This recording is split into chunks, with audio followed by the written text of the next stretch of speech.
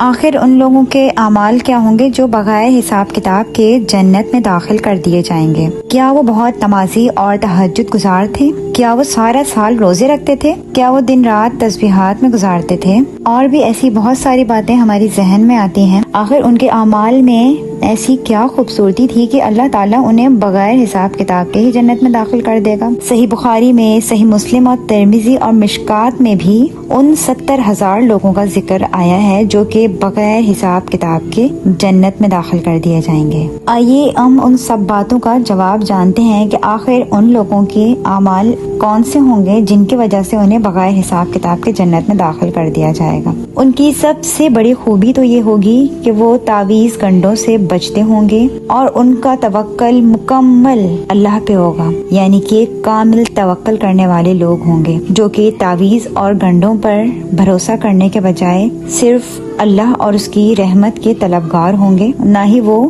دوسروں سے جھاڑ پھونک کرواتے ہوں گے۔ حالانکہ جھاڑ پھونک کروانا اسلام میں منع نہیں ہے، لیکن بات وہی آ گئی کہ یہ ان کے تقوی کا عالم ہوگا۔ ہر مسئلے کا حل اللہ پر چھوڑ دیں گے، وہ اپنے ہر مسئلے کا حل صرف اللہ پر چھوڑیں گے اور ساری امیدیں اسی سے لگائیں گے۔ ان کی ایک خوبی یہ بھی ہوگی جو کہ فال نہیں نکلواتے ہوں گے، یعنی کہ مستقبل کی خبروں کو معلوم کرنا۔ اور ہم بھی یہ جانتے ہیں کہ مستقبل کی خبریں نکلوانے والا 40 دن تک نماز کی قبولیت سے محروم رہتا ہے۔ ان کی ایک خوبی یہ بھی ہوگی کہ وہ بدشگونی پر یقین نہیں رکھتے ہوں گے، جیسے کہ بلی نے راستہ کاٹ لیا تو اچھا نہیں، اگر قینچی چلائی تو لڑائی ہو جائے گی، یا ہاتھ میں کھجلی ہوئی تو پیسے آئیں گے یا جائیں گے۔ ان سب چیزوں پہ وہ بالکل بھی یقین نہیں رکھتے ہوں گے۔